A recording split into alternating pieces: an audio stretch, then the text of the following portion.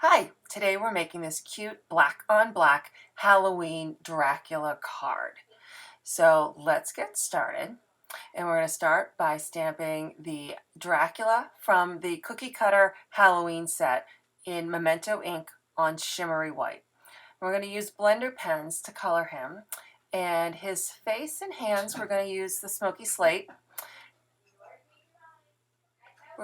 He's dead. So we want to kind of give him that ghoulish look.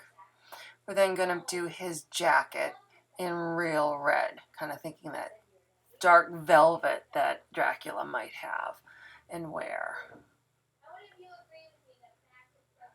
I put a couple layers because the red, when you put it on to begin with, is a little pinky, so you kind of go over it a second time. I take a little more ink than I normally would when using the blender pen, but I really want it to show up as red and not pink. For his medallion, we're using crushed curry and the cookie cutter builder punch to punch him out. Super simple. So for our trees, we're using the Christmas tree from the Santa's sleigh set. And this is a 1/4 piece of cardstock, and we're going to run it through 3 times to get 3 trees.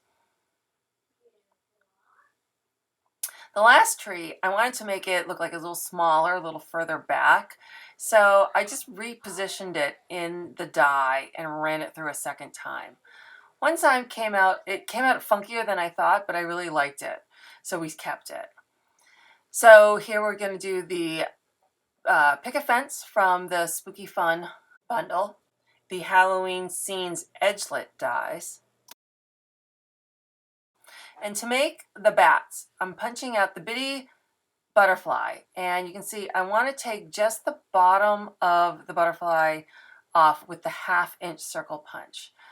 And I started doing it, kind of drawing it out, but the more I did it, the better I could do it. So I just did it without, with peeking through the end of the circle punch. Used a Post-it note to hold on to it. I always keep Post-it notes around, especially when I've cut my paper too small to get in the punch. They're great extra handles to have around. And there is our bat. Super cute.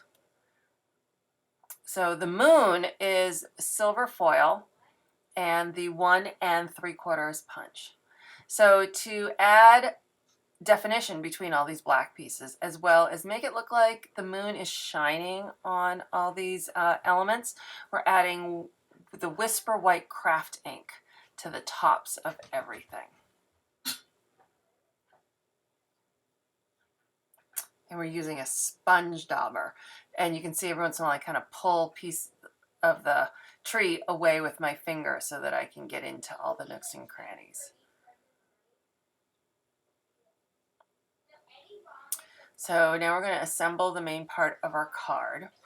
And I have a piece of smoky slate to kind of make it not completely all black, add a little bit of a silvery border.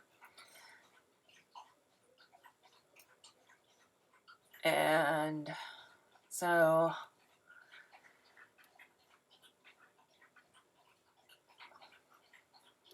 I'm just continuing to add layer on layer. I didn't want too much popped up with dimensional, so just the last tree. To do the bats, I cut the dimensionals in half because the bats are kind of small.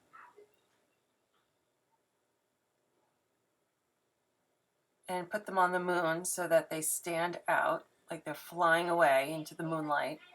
And then a couple dimensionals on Dracula himself. And we're all set. I hope you enjoyed that. Thank you.